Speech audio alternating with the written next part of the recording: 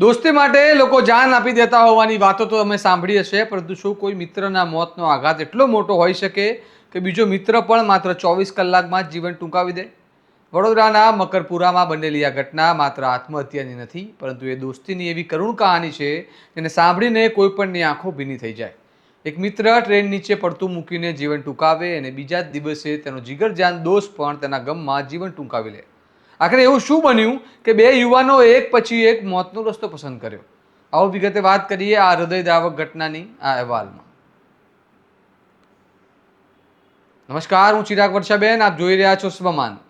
વડોદરાના મકરપુરા વિસ્તારમાંથી એક એવી ઘટના સામે આવી છે જેને સમગ્ર શહેરને સ્તબ્ધ કરી દીધું છે.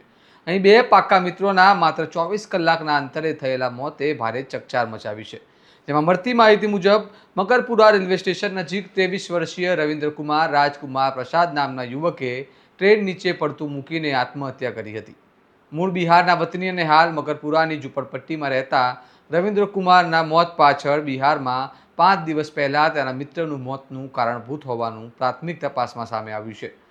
પોલીસને મળેલી વિગતો અનુસાર રવિન્દ્રકુમાર છેલ્લા કેટલાય સમયથી માનસિક તણાવમાં હતો. આ મામલે તે કેટલી વાર સોશિયલ મીડિયામાં એવી પોસ્ટ મૂકતો હતો, એવા ગીતો મૂકતો હતો જેમાં તેનું દુઃખ તે વ્યક્ત કરતો હતો. અને તેની છેલ્લી પોસ્ટમાં તેને લખ્યું કે તારે પાસ બહુ જલ્દી આતા હું, મેં કहीं ટ્રેન કે નીચે પડને મरूंगा. આ તૂટી ફૂટી હિન્દી ભાષા પણ મિત્રની વેદના સંભળાવી રહી છે, પરંતુ આ કરુણ ઘટનાનો અંત અહીં નહોતો. રવિન્દ્રકુમારના મોતનો આઘાત તેના સૌથી નજીકના મિત્ર વિકાસ દિનેશભાઈ પ્રસાદ સહન કરી શક્યો નહીં.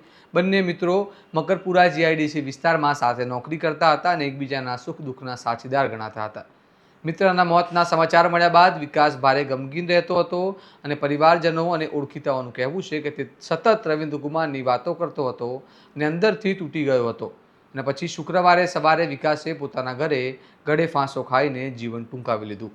એક તરફ મિત્રનો મૃતદેહ હજુ પરિવાર માટે આઘાત બનીને ઊભો હતો, ત્યાં બીજી તરફ બીજા મિત્રના મોતના સમાચાર આવતા આખી ઝૂંપડપટ્ટી અને મૂળ બિહારના તેમના વતનમાં શોકની લાગણી ફેલાઈ ગઈ. આ ઘટના અનેક સવાલ ઊભા કરે છે.